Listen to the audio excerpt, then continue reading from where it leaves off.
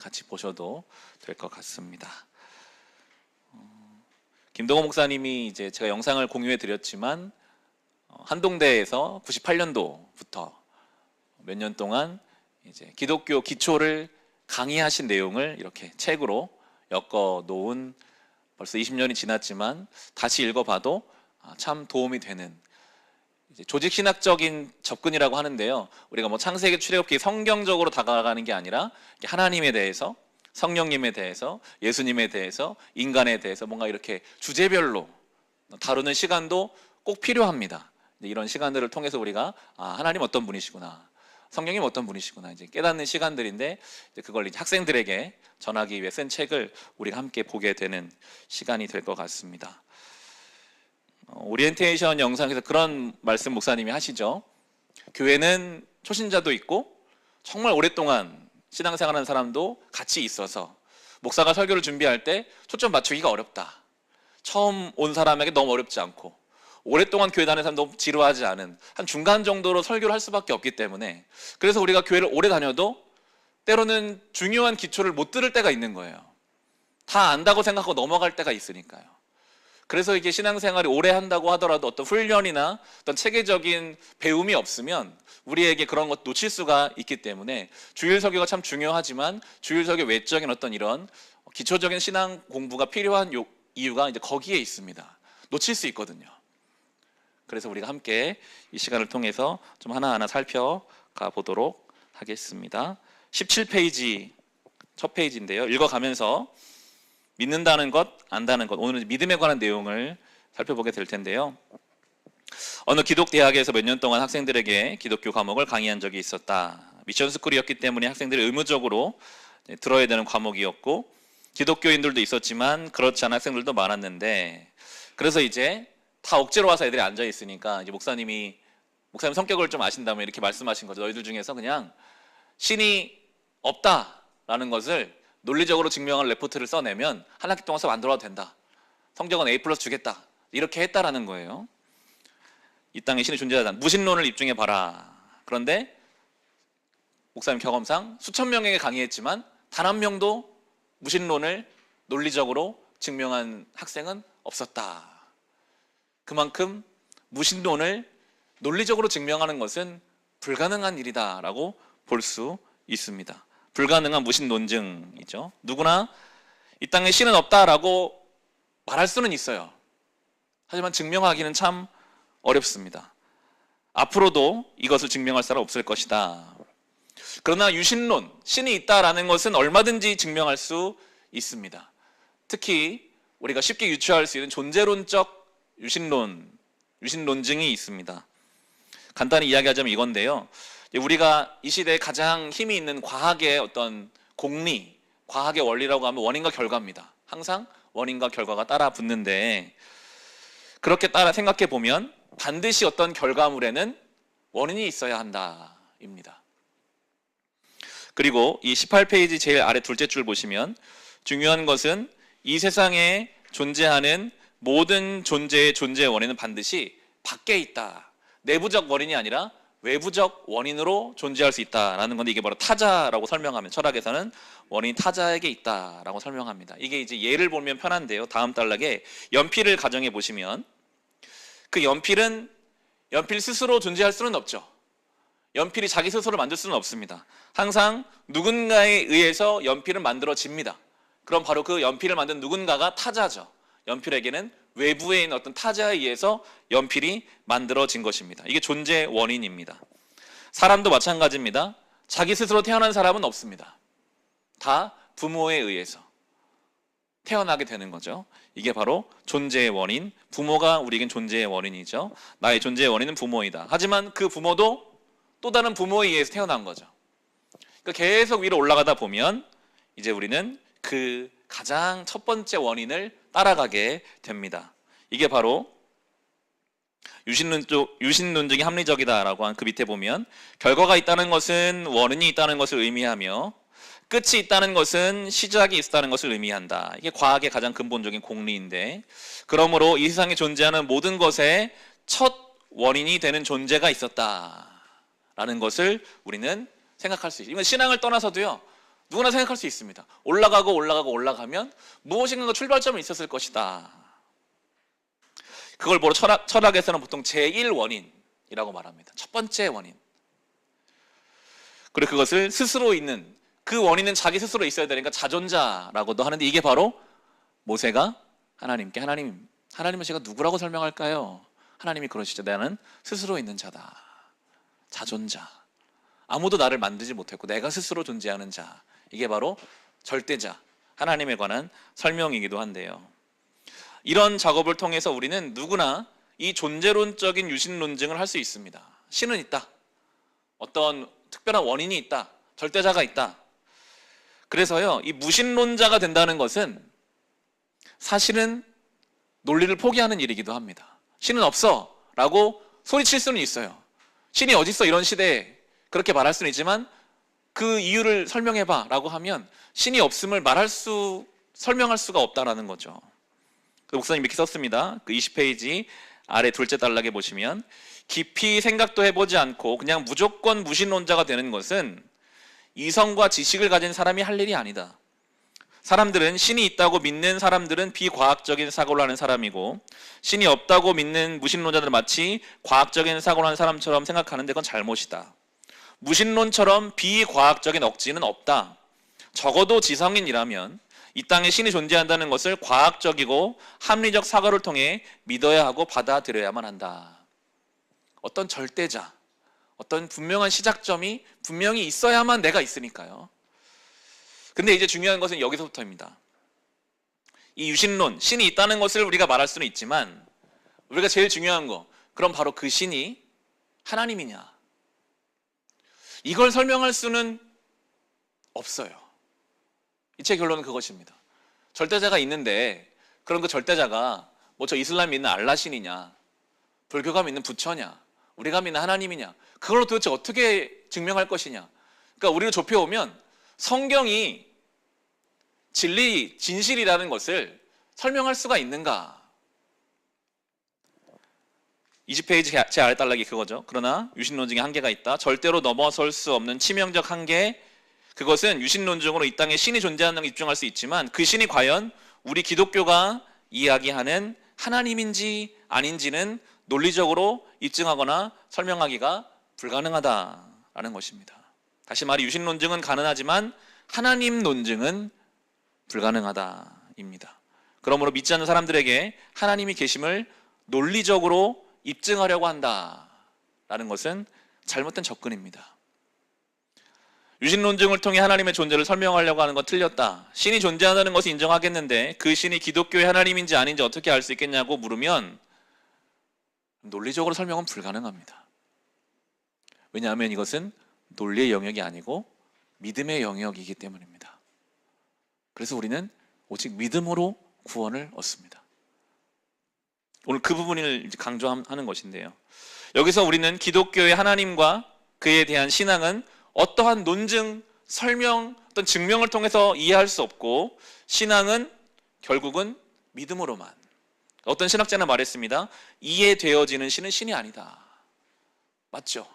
어떻게 이 유한한 우리가 무한한 하나님을 이해할 수 있겠습니까? 절대 이해 못합니다. 마치 개미에게 인터넷의 원리를 우리가 개미의 언어로 설명해 준다고 하더라도 도대체 이해를 못하겠죠. 그보다 훨씬 더 격차가 큰 것이 우리와 하나님의 사이니까요. 신은 무한세계의 존재고 우리는 유한세계의 존재이다. 유한은 무한을 품을 수 없다. 유한한 존재가 무한한 존재를 논리적으로 이해한다는 것은 불가능한 일이다. 신은 우리의 이해 안에 있으나 하나님은 우리 이해 밖에 계시는 진리이시다. 이해 밖에 계시는 진리이신 하나님을 이해하려고 한다는 것은 불가능한 일이고 오직 계시의 영역이죠. 하나님이 가르쳐 주시는 만큼, 보여주시는 만큼만 우리는 이해할 수 있습니다. 소리가 들려도 이해 못하는 말이 있잖아요. 예를 들어 영어를 우리가 막 듣는데 영어의 문법을 알지 못하면 I am happy, 이것이 우리에게 그래도 문법을 공부해서 나는 행복하다, 이게 이해가 될 수 있지만 문법과 영어를 모르면 아무리 소리는 들려도 무슨 말인지 모릅니다. 믿음이라는 문법이 없으면요, 아무리 성경이 우리 귀에 들려와도 하나도 이해할 수가 없는 거예요. 하지만 성령께서 우리에게 그 방식, 그 계시, 하나님의 은혜로 그게 들려지게 하실 때 그때 우리가 이제 하나님이 살아계시는구나, 이게 이해가 되는 거죠. 이제 오늘의 본론이 들어가겠습니다. 이 세상에는 우리에게 이해되지 않는 진리가 많다. 어떤 면에서 보면 이해되는 진리보다 이해되지 않는 지혜가 오히려 더 많을지도 모른다. 여러분, 맞습니다. 이해되고 우리가 따라가지 않는 일이 많습니다. 이해가 안 되는 것이 많습니다. 아무리 의학이 발달했지만 여전히 인체는 이해되지 않는 것들이 설명되지 않는 것이 너무나 많죠. 아무리 과학이 발달했지만 기상 예측을 지금도 제대로 하지 못합니다. 얼마나 급변하는지요. 이해되고 설명되지 않지만 태풍도 지진도 존재하잖아요. 우리는 그것을 겸허하게 인정해야만 한다. 우리에게 이해되지 않는 것은 무조건 진리가 아니라고 이야기한다면 이것은 억지가 아닐 수 없다. 우리가 이해할 수 있는 진리도 중요하지만 좀 더 중요한 진리는 거의 다 우리 이해 밖에 있다라고 볼 수 있다. 그럼 어떻게 이해되지 않는 진리를 우리가 삼을 수 있는가? 우리의 이해 밖에 있는 진리를 이해할 수 있는 길은 과연 있는가? 있다. 우리의 이해 밖에 있는 진리를 우리 것으로 할 수 있는 길, 그것이 믿음입니다. 믿음으로만 붙잡을 수 있는 진리가 있습니다. 이해도 설명도 경험도 아니고 오직 믿음으로만 붙잡을 수 있는 진리가 있습니다. 참 좋은 설명이 나오는데 제가 설교 중에도 한번 언급했는데요. 당신이 다니는 교회를 처음 찾아갔을 때 분명히 교회로 가는 길을 잘 몰랐을 것이다. 누군가가 일러주었을 것이다.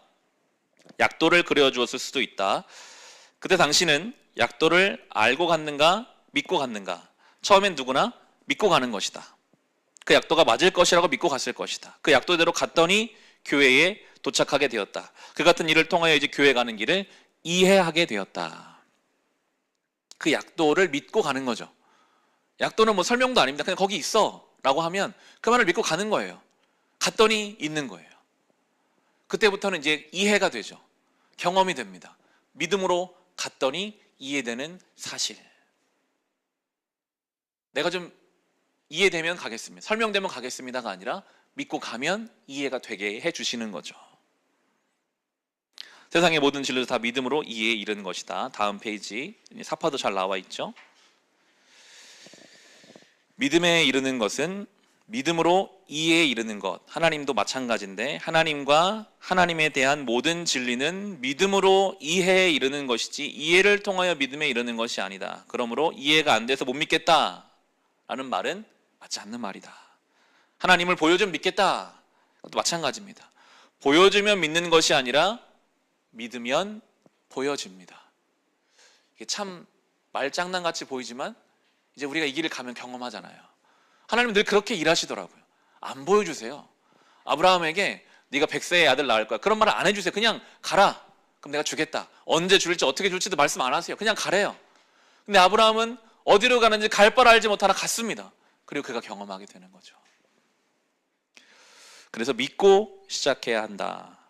히브리서 11장 1절이 믿음은 바라는 것들의 실상이요 보이지 않는 것들의 증거라고 말씀하는데요.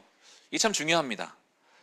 믿으면 반드시 실상과 증거가 나타나게 됩니다. 믿음으로 온전하게 붙잡으면 믿음은 눈에 보이지 않지만 실상과 증거가 나타납니다. 사라가 90살에 하나님의 천사들이 나그네 모습으로 와서 사라에게 말했습니다. 네가 내년에 아이를 안고 있을 것이다. 사라가 비웃었죠. 하지만 하나님이 결국 그 연약한 믿음을 사용하셔서 이삭을 안게 하십니다. 사라가 믿었는지 안 믿었는지 실상은 눈에는 보이지 않아요. 하지만 그 시간이 믿음으로 지나가면 이삭이라는 증거를 그가 안고 있게 되는 거죠. 우리가 믿음으로 하나님 믿는다라고 생각하고 살면 믿음은 눈에 보이지 않지만 하나님 믿기 때문에 우리의 삶에 내가 손으로 잡히는 어떤 평안함도 있고 실제로 병고침도 있고 믿음으로 보이지 않지만 그 하나님을 믿고 따라가면 어느 순간 정말 하나님이 살아계시다고밖에 고백할 수 없는 증거들이 우리 속에 있다라는 것입니다. 그게 믿음으로 경험하는 증거와 실상이죠. 그 증거와 실상을 통하여 우리는 이 믿음이 참인지 아닌지를 판별할 수 있다. 믿음으로 이해에 이를 수 있으나 이해로 믿음에 이를 수는 없다. 하나님과 하나님에 대한 신앙은 믿음을 통해서만 얻을 수 있다. 우리의 이해를 통해서 얻을 수 없다. 성경을 보면 하나님은 자기를 증명하지 않으세요. 성경의 제일 첫 장 첫 절, 태초에 하나님이 천지를 창조하시니라. 전혀 설명 없습니다. 그냥 선포하십니다. 이걸 믿음으로 받지 않으면 다음 절로 성경을 단 한 절도 읽을 수가 없습니다. 하나님이 만약 자신의 존재를 논리적으로 입증하려고 하셨다면 다 설명한 다음에 이렇고 그러니 하나님이 천지를 창조했다라고 마지막에 나왔을 테지만 성경은 그렇게 하지 않죠. 처음부터 믿음으로 따라와라 선포하십니다. 태초에 하나님 천지를 창조하시나 이것을 성경 맨 끝에 쓰지 않고 맨 처음에 쓰셨다. 그것은 기독교 신앙은 증명이 아니라 선포이며 이해가 우선하는 것이 아니라 믿음이 우선임을 우리에게 가르쳐주고 있는 것입니다. 그래서 기독교 신앙에 입문할 때 가장 중요한 것이 믿음입니다. 이 믿음의 안경이 없으면 하나도 볼 수가 없고 믿음의 문법을 모르면 아무리 성경을 들어도 이해할 수가 없는 것이죠. 마지막 페이지죠. 하나님과 하나님에 대한 모든 진리를 우선 믿음으로 받아들여야 한다. 그리고 그것을 우리의 삶이라고 하는 밭에 심는다. 그리고 나중에 그 열매로 나타나는 증거와 실상을 가지고 우리의 믿음을 판단하면 된다. 잘못된 믿음은요, 실상과 증거가 없습니다. 오히려 파멸만 있을 뿐이죠. 제대로 된 믿음은 분명한 증거가 있습니다. 약도대로 믿고 갔는데 목적지에 도착하지 않았다면 그 약도가 틀린 것이 잘못된 믿음인 것이죠. 약도대로 갔더니 무사히 도착하게 되었다. 그러면 그것이 맞는 것입니다. 하나님 이해하는 것도 마찬가지입니다. 우선 믿음으로 시작해야 합니다. 믿음은 보이지 않는 것이지만 증거가 있을 것입니다. 실상이 있을 것입니다. 믿음은 보이지 않지만 증거와 실상은 눈에 보입니다. 삶의 변화가 있죠. 하나님의 기도 응답이 있습니다. 평안이 있습니다. 확신이 있습니다. 그 실상과 증거를 통해, 그리고 사실은 우리가 실상과 증거가 돼야겠죠. 나를 봐라, 하나님 살아계시지 않냐, 이런 말 할 수 있어야 되지 않을까요? 최소한 우리 가족들에게는 나를 봐라, 내가 실상과 증거, 하나님 살아계신 내가 증거야. 부끄럽지만 부족하지만 그렇게 우리가 믿음을 증명하는 거죠. 이 말씀을 들으면 답답함이 생길 수 있습니다. 그 믿음이 저에게 없는데 어떡할까요? 그런데 이제 제가 몇 성경 구절을 좀 찾아봤는데요. 그럼 그 믿음은 어떻게 생길 것인가? 성경은 말하고 있습니다. 믿음은 들음에서 나며 들음은 그리스도의 말씀으로 말미암느니라. 믿음은요, 결국 하나님 말씀을 듣는 것으로 시작합니다. 믿음이 있어야 뭔가를 시작할 수 있는데, 그럼 그 믿음이 어떻게 생길 것인가? 성경은 말하고 있습니다. 하나님 말씀을 들어라. 여러분, 이런 자리가요, 믿음을 경험하고 만들어내는 자리입니다. 그리고 그 태도가 중요한데, 그 밑에 마가복음 본문에 보면 예수께서 이르시되 할 수 있거든이 무슨 말이냐? 믿는 자에게는 능치 못할 일이 없느니라 하시니 곧 그 아이의 아버지가 소리질러 가로되 내가 믿나이다, 나의 믿음 없는 것을 도와주소서. 예수님이 그래서 그 아버지의 기도를 들어주거든요. 내 믿음 없음을 인정하고요, 하나님께 구하면요, 믿음을 주십니다. 사모하는 마음으로. 내가 이제 와서 무슨 신앙생활을 다시 하겠어가 아니라 늘 하나님 앞에, 하나님 제 믿음이 부족합니다. 예수 믿는 것은 받은 증거 많도다. 예수 귀한 예수 믿음 더욱 주소서. 이 자리에 여러분 그런 마음으로 나오셨잖아요. 내가 다시 믿음의 기초를 쌓아야지. 그 마음을 주님이 보시거든요. 여러분 구하면 주십니다. 다음 페이지에 보면 야고보서 1장 5에서 8절에 앞에 나와 있습니다. 너희 중에 누구든지 지혜가 부족하거든 이걸 믿음으로 바꿀 수 있죠. 모든 사람에게 후히 주시고 꾸짖지 아니하시 하나님께 구하라, 그리하면 주시리라. 오직 믿음으로 구하고 조금도 의심하지 말라. 의심하는 자는 마치 바람에 밀려 요동하는 바다 물결 같으니 이런 사람은 무엇이든 죽기 없기를 생각하지 말라. 두 마음 품어 모든 정함이 없는 자로다. 이것이 성경의 증거잖아요. 내가 이거 한다고 내 믿음이 달라질까? 달라집니다. 성경에 써 있잖아요. 주님께 구하라. 주님은 꾸짖지 않아. 너 이렇게 오랫동안 신앙생활 아직도 그것도 안 돼? 그런 분이 아니세요. 우리가 구하면요, 우리에게 또 그 놀라운 믿음을 주실 것입니다. 우리의 믿음이 달라져 갈 것입니다. 두 마음 품지 마십시오. 의심하지 않고 구하면 주님이 주십니다. 이제 마지막 한 구절 성경 독설 더 있습니다. 예레미야 29장 11절 13절에 나 여호와가 말하노라 너희를 향한 나의 생각은 내가 안하니 재앙이 아니라 곧 평안이요 너희 장래에 소망을 주려 하는 생각이라. 너희는 내게 부르짖으며 와서 내게 기도하면 내가 너희를 들을 것이요 너희가 전심으로 나를 찾고 찾으면 나를 만나리라. 주님 말씀하셨어요. 부르짖으면 내가 듣겠다. 전심으로 나를 찾으면 너희가 나를 만나리라. 분명하게 우리에게 말씀해주고 계십니다. 어쩌면 이 크리스천 베이직 이 책은 우리가 다 들은 내용일 것입니다. 그런 내용이 맞아요. 그럼에도 하나님, 제가 다시 제 기초를 쌓고 싶습니다. 제가 정말 제대로 믿음 생활을 하고 싶습니다. 그 마음 위에 하나님 은혜를 부어주십니다. 제가 정말 제대로 신앙생활 하고 싶습니다. 그 마음 위에 하나님이 만나주실 것이고, 그 믿음으로 우리가 보면 우리의 삶이 다르게 보일 것이고, 그 믿음의 문법으로 말씀을 들으면 다르게 들릴 것이고, 더 나아가서는 내 주변 사람들의 그 말이, 그들의 그 불평과 원망이 우리에게 다르게 들려요. 그냥 불평과 원망, 짜증이 아니라 그들의 그 심령의 가난함으로 나에게 들려지고 하나님의 뜻으로 보여지게 될 것입니다. 그게 정말 믿음이죠. 그게 믿음의 증거입니다. 나의 삶에 그 믿음의 증거와 실상이 막 드러나는 거죠. 아, 이게 믿음이구나. 하나님이 살아계시는구나. 오늘도 역사하시는구나. 그것을 경험하는 것, 그것이 살아있는 믿음인 줄로 알고, 그렇게 우리가 정말 살아있는 신앙생활 함께 해갈 수 있기를 주의 이름으로 축원합니다. 이 시간 먼저 받은 말씀 가지고